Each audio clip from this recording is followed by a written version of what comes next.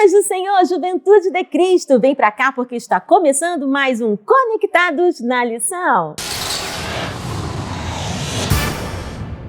Muito bem, estamos de volta com mais um Conectados na Lição e estamos estudando nesse trimestre com a nossa revista Conectar Mais Jovem, livros históricos, e já queremos dar boas-vindas aos nossos convidados. Estou falando dele, o nosso teólogo, pastor Sérgio Costa, seja muito bem-vindo, e os representantes da Juventude de Cristo. Estou falando dela, diaconisa Jennifer Velter, seja muito bem-vinda, e representando os rapazes, eu estou falando deles, diácono Vitor Rangel, seja muito bem-vindo. E a lição de número 5 traz o título Um Coração Agradável a Deus. E já queremos fazer a primeira pergunta do dia para o nosso convidado, pastor Sérgio. Queremos saber quem foi o último juiz de Israel e qual a sua importância para essa nação. Paz do Senhor, Tianinha.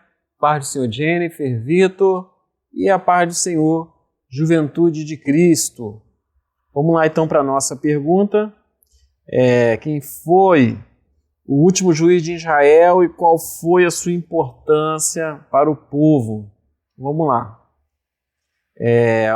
O último juiz de Israel foi Samuel.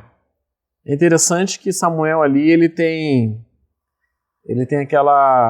a sua concepção bem marcante para o povo, porque sua mãe, Ana, ela não podia gerar, ela era estéril. E aí vai haver aquele evento em que Ana vai ao santuário ali, vai orar, e ali ela não conseguia expressar com palavras. E ali ela vai falar de uma forma quase que com murmúrios, e o sacerdote Eli vai ver aquela condição e vai perguntar se ela já tinha bebido, porque ela estava fazendo aquela oração daquela forma. É interessante a gente entender aqui porque Eli vai falar daquela forma, o sacerdote, porque era comum o povo naquela época fazer as orações gritando. Até Jesus faz uma citação, né, da parábola do publicano e do fariseu, que eles falavam em voz alta. E quando ela faz uma coisa ali diferente, o sacerdote não entende aquilo.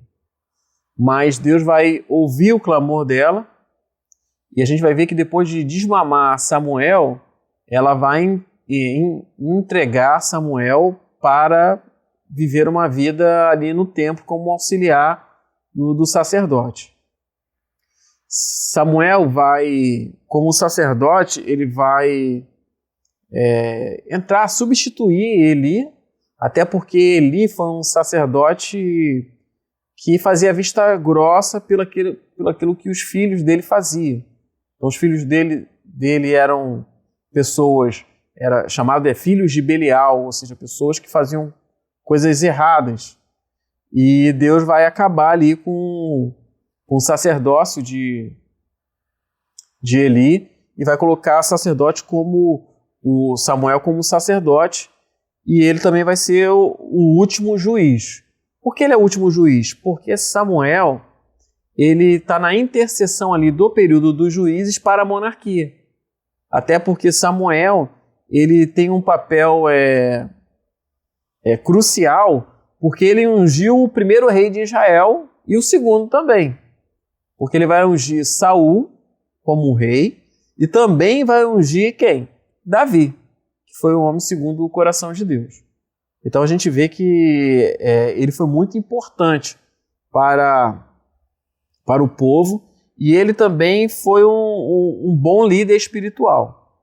Então ele orientou o povo naquele período, e é interessante ali quando ele recebe a notícia do povo, dos maiorais do povo, de que o povo queria um rei, ele vai ficar até um pouco chateado. E aí Deus vai consolar o coração dele, dizendo o seguinte, Samuel, você não tem que ficar chateado por causa disso, porque o povo não está rejeitando a você, o povo está rejeitando a mim, porque até então esse período era chamado de teocracia, ou seja, quem regia Israel eram as leis do Senhor, na liderança de um juiz, que julgava o povo de acordo com a lei. E Samuel tem essa importância por causa disso, que ele faz a a transição do período dos juízes para a monarquia.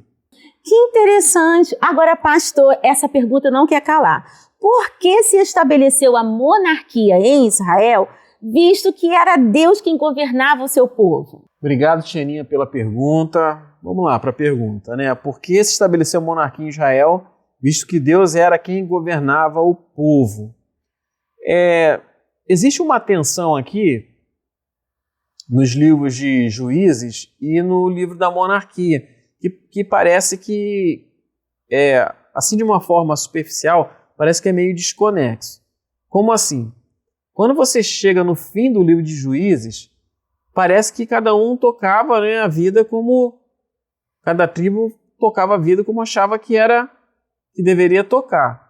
Então a gente vê algumas coisas estranhas, umas bizarrices, né? Até a figura do levita que eles estabeleceram lá na casa de Mical ali. Enfim, então vai acontecer várias coisas estranhas no período dos juízes. Samuel ele vai meio que vai organizar um pouco esse contexto.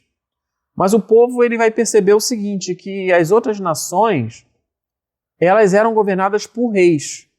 E o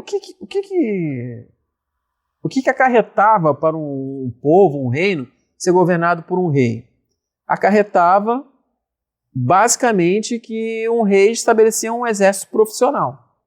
Só que um rei também gerava o quê? Outros encargos. Qual eram os encargos? O rei precisava de imposto. Porque já que ele tem um exército profissional, ele precisa pagar esse exército profissional. Inicialmente, como é que ele pode pagar esse exército profissional? Através dos despojos, ou seja, vinha invadir uma cidade e ali o que eles conseguissem eles poderiam levar. Mas como eles viviam integralmente para a guerra, eles também tinham que receber salários. De onde ia tirar esse salário? Ia tirar dos impostos. Então os reis iam fazer que alguns oficiais intendentes cobrassem o povo para pagar ali o exército do rei. Só que outras coisas também acarretavam, que era o palácio, então todo o luxo do rei. Então o rei tinha uma vida privilegiada, ele era o rei, ele era o maioral, então também os impostos serviriam o quê? Para fazer com que o rei vivesse de uma forma o quê? Luxuosa.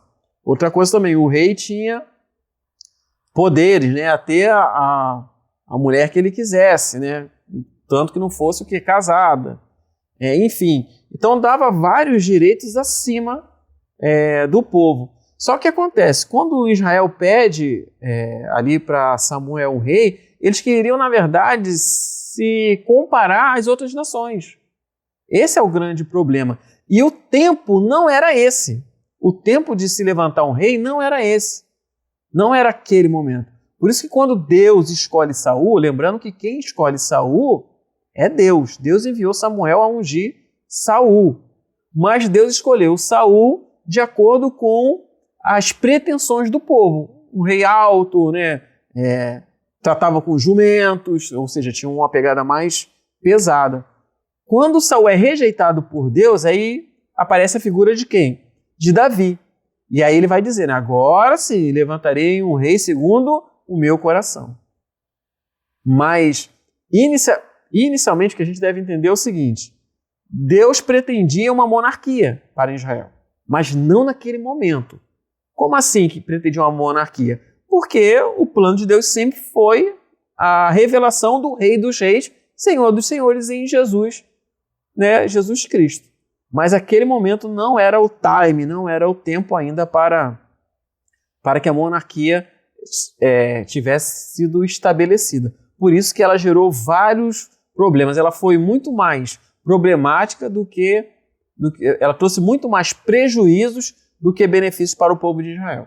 Muito bem! E lembrando que a Editora Betel disponibiliza para a Juventude de Cristo o PIO, Plano de Incentivo à Leitura, que são textos que vão integrar e agregar ainda mais os estudos da Palavra de Deus. E nós estamos recebendo aqui dos nossos estudos da Editora Betel os nossos representantes da Juventude de Cristo. Eu estou falando dela, diaconisa Jennifer Belt, seja muito bem-vinda. E ele também representando os rapazes, o nosso querido diácono Vitor Rangel, seja muito bem-vindo. E já vou perguntar para ela, Jennifer, nossa diaconisa Jennifer, o que o Pio traz para a gente nessa semana?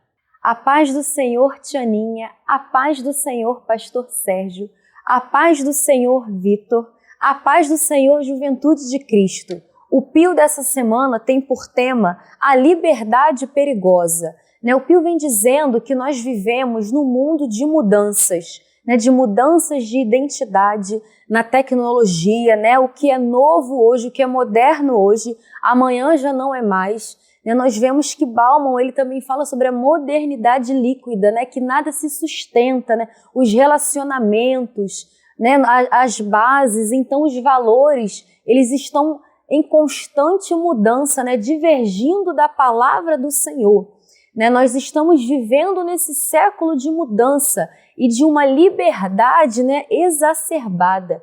Porém, a liberdade, nós vemos que ela pressupõe a responsabilidade. Então, que nós possamos refletir e basear a nossa liberdade com as nossas escolhas, que o Senhor ele nos deu livre-arbítrio, mas que nós possamos usar com sabedoria, porque muitas das vezes a liberdade mal usada, ela traz muitas consequências. As pessoas dizem, eu posso fazer o que eu quiser porque a vida é minha. Porém, isso traz muitas consequências, não só para nós mesmos, assim como até para as nossas gerações. Então, que nós possamos refletir sobre essa liberdade que o Senhor tem nos dado. E Pastor Sérgio, a Juventude de Cristo quer saber como podemos definir liberdade e responsabilidade. Jennifer, obrigado pela pergunta.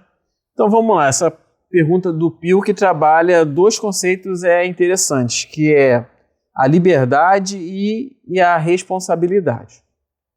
O que basicamente é a liberdade? A liberdade é a capacidade de você fazer aquilo que você tem vontade. Então a liberdade está ligada diretamente à capacidade volitiva do ser humano. O que é capacidade volitiva? É aquilo que eu tenho vontade de fazer. Só que vejam bem, você é livre para fazer as suas escolhas e tomar as suas decisões. Então você é livre para fazer isso. Só que você é completamente escravo do resultado daquilo que você escolheu.